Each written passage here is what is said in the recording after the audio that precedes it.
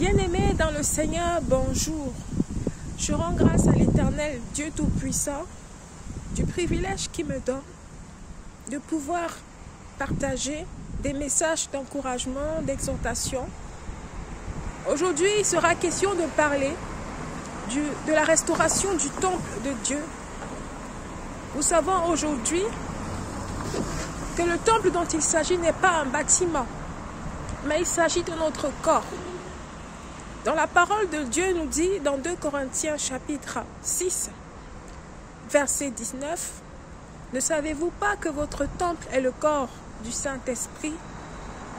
Bien-aimées femmes chrétiennes, je souhaiterais nous interpeller avant tout parce que Dieu accorde une importance à la façon avec laquelle nous venons dans sa présence.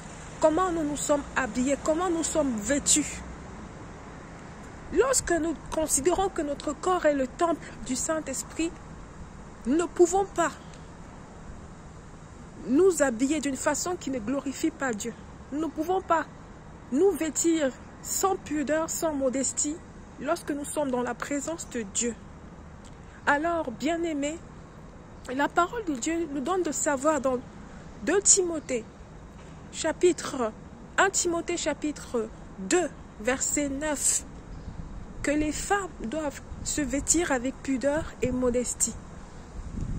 Nous ne voulons pas tomber non plus dans l'excès, mais bien-aimées femmes chrétiennes, nous ne voulons plus voir des cuisses dans l'église, nous ne voulons plus ne montrons plus nos cuisses dans l'église, ne montrons plus les seins dans l'église, ne montrons plus les fesses dans l'église.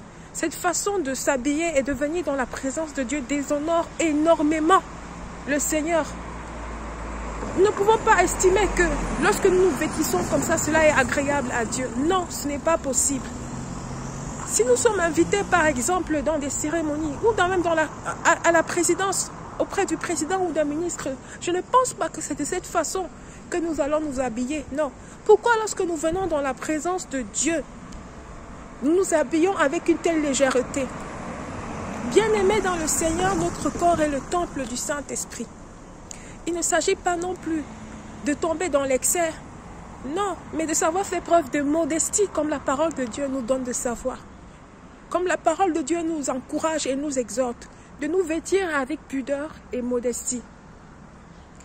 Certains se donnent le droit de parler seulement de l'amour de Jésus-Christ. Oui, c'est bien. Et refusent d'aborder ces thèmes-là. They just praise Jesus, they preach Jesus, they say Jesus love people. C'est vrai, tout ça c'est bien. Mais le véritable évangile, il parle, en plus de parler de l'amour de Jésus-Christ, doit amener cette personne qui reçoit l'amour de Dieu à changer sa conduite, à changer sa marche devant Dieu. Voilà pourquoi le mot repentance existe. Mais comment la personne va se repentir si elle n'est pas informée du péché? Donc le véritable évangile va non seulement parler de l'amour de Jésus-Christ, mais ça va également amener les gens à la repentance. Parce que Dieu n'est pas content de ce qui se passe aujourd'hui dans l'église. Comme je vous l'ai dit, c'est une série de messages qui va aller progressivement. Je souhaite, femmes chrétiennes, nous encourager. Ne nous montrons plus nos cuisses dans l'église.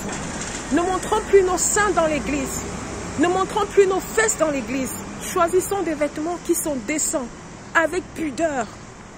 Et si nous sommes honnêtes envers nous-mêmes, nous n'allons pas le faire seulement lorsque nous sommes dans la présence de Dieu, mais ça sera une habitude de tous les jours. C'est-à-dire, en dehors de l'église, même nous nous vêtirons de cette façon.